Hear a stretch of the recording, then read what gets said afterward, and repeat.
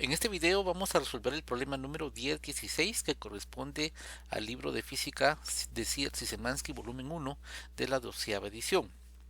El problema dice así: una caja de 12 kilogramos que descansa sobre una superficie horizontal sin fricción está unida a un peso de 5 kilogramos con un alambre delgado y ligero que pasa por una polea sin fricción. Vea la figura 1044.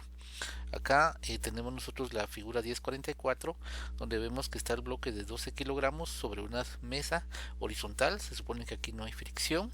Aquí está la cuerda ligera, que en el otro extremo está atado a un bloquecito de 5 kilogramos. Y aquí está nuestra polea, cuya masa y radio nos darán en el enunciado del problema.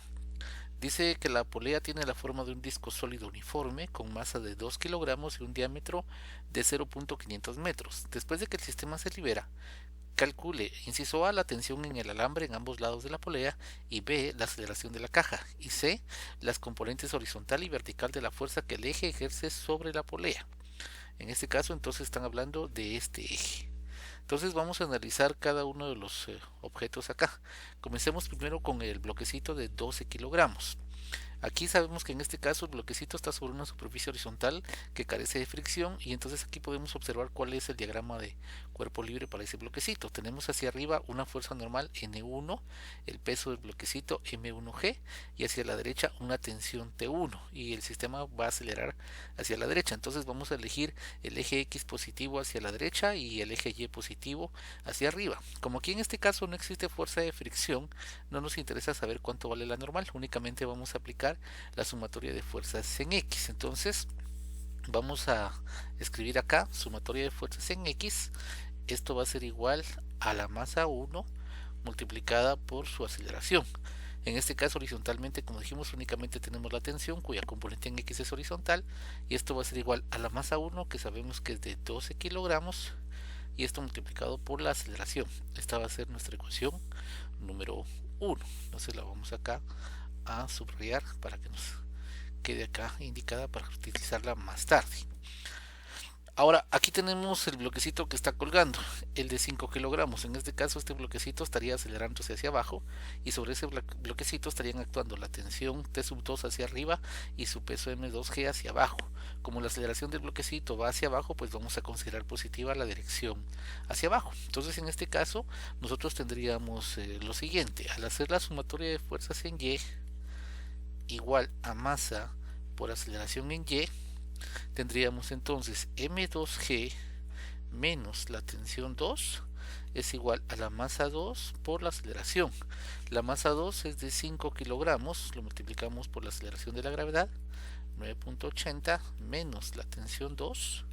Esto va a ser igual a la masa, que es de 5 kilogramos, multiplicada por la aceleración. 5 por 9.8 nos va a dar 49, entonces tenemos acá 49 menos la tensión 2 es igual a 5 por la aceleración. Esta va a ser nuestra ecuación número 2. Igual la vamos a subrayar acá para que nos quede aquí y la podemos utilizar más tardecito.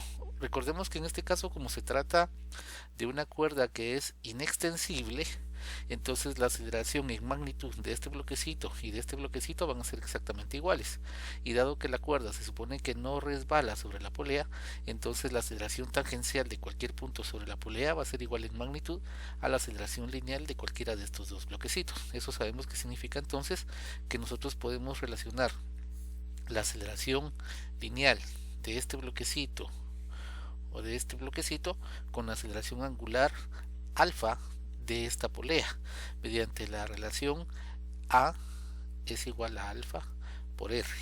R va a ser el radio en este caso de la polea. Entonces ahora nos vamos a estudiar a la polea. En este caso, sobre la polea están actuando las fuerzas que se muestran acá. Una tensión T1 hacia la izquierda, una tensión T2 hacia abajo. También tenemos acá el peso de la de la polea, y además aquí en el eje debe existir alguna fuerza que es la que está evitando que la polea vaya a caer, y son las componentes de esta fuerza F la que nos están pidiendo en el problema. Además, sabemos que en este caso, dado que la masa que se encuentra en este extremo se mueve hacia la derecha, entonces la polea se va a mover en un sentido horario. Entonces vamos a elegir arbitrariamente que ese sentido sea el que se considere positivo para la rotación. Entonces nosotros vamos a hacer aquí la sumatoria de torcas, que va a ser igual a la inercia rotacional multiplicada por alfa. Nos dicen en el problema que podemos considerar que la polea se trata de un disco cuyo eje de rotación se encuentra aquí en su centro. Entonces vamos a suponer entonces que, dado eso, la inercia rotacional va a estar dada por un medio de la masa de la polea por el radio al cuadrado.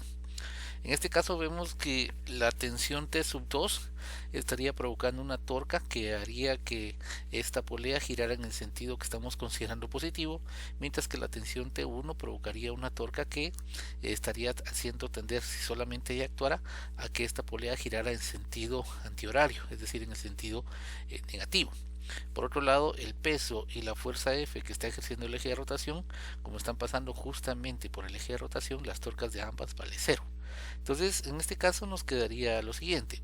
Como sabemos que la polea tiene un diámetro de 0.500 metros, entonces su radio es de 0.250. Entonces tendríamos lo siguiente acá. Vamos a colocar primero la torca de la tensión 2, que sería positiva. El radio sería 0.250 metros multiplicado por la tensión 2 menos. Ahora sería la torca de esta tensión 1.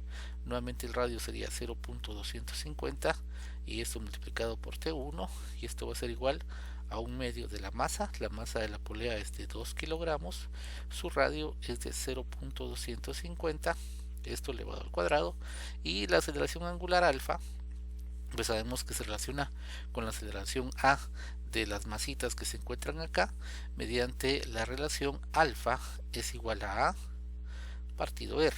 O sea, en este caso sería la aceleración de las masitas partido el radio de la polea, que es de 0.250.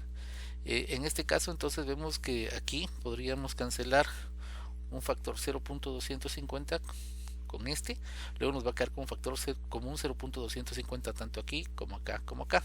Por lo tanto, entonces podemos eliminar esos términos, y entonces al cancelar esos factores comunes aquí, lo que nos va a quedar es únicamente que la tensión 2 menos la tensión 1 va a ser igual a un medio de 2, eso es 1, y esto va a ser igual entonces a la aceleración A.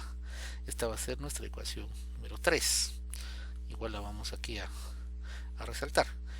Recordemos también una cosa importante. Acá en este caso, pues ya sabemos que las tensiones y el vector R van a estar formando 90 grados en ambos casos. Por lo tanto, acá el factor seno de teta sería seno de 90 grados tanto aquí como acá, pero eso vale 1. Ahora lo que tenemos que hacer es resolver el sistema formado por las ecuaciones 1, 2 y 3. Recordemos que la ecuación 1 dice que la tensión 1 es igual a 12A, mientras que la ecuación 2 dice que 49 menos T2 es igual a 5A.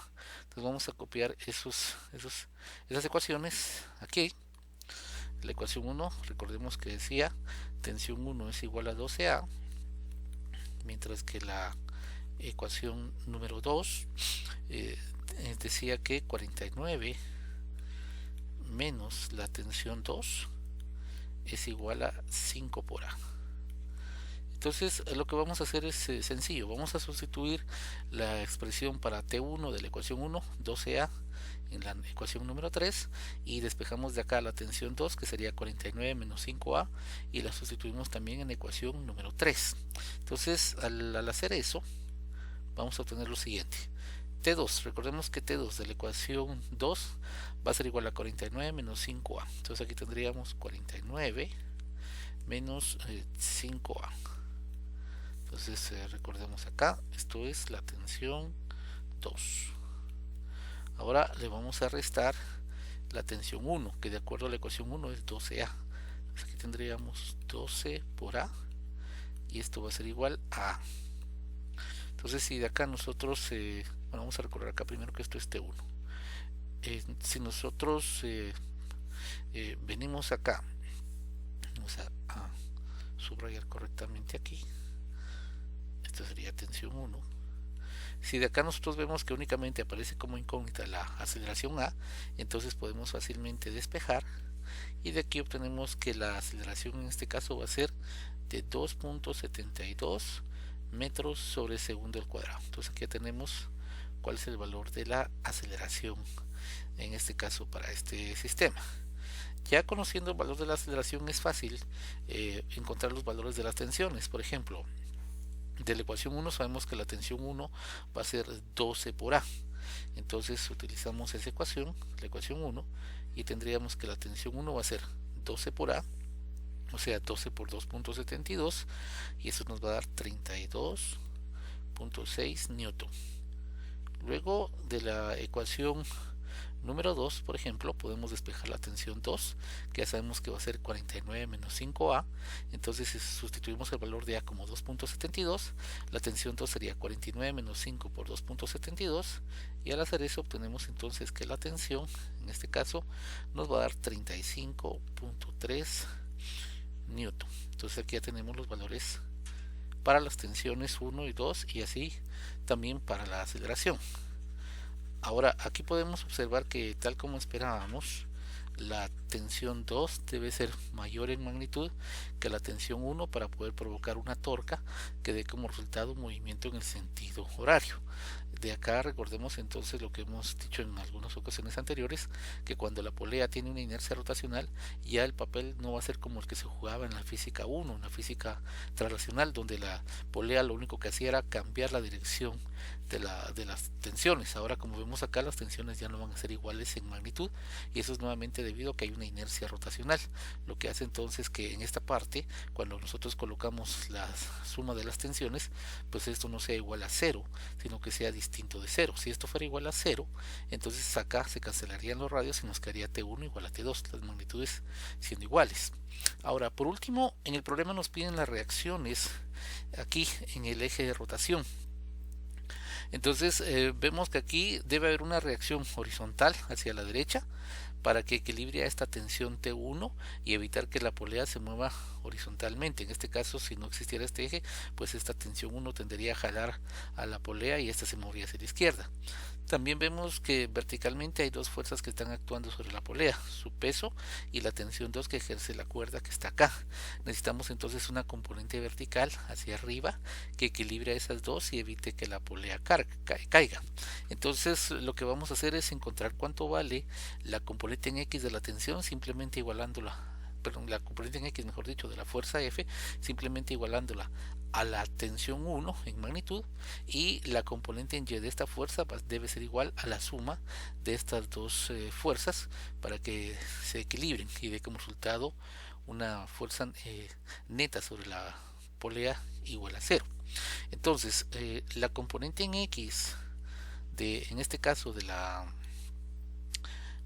fuerza que está ejerciendo el eje sobre la polea, pues como dijimos, debe ser en magnitud igual a la tensión 1. Entonces F de X va a ser igual a T1, y la tensión 1 ya la conocemos, esta es 32.6 newton.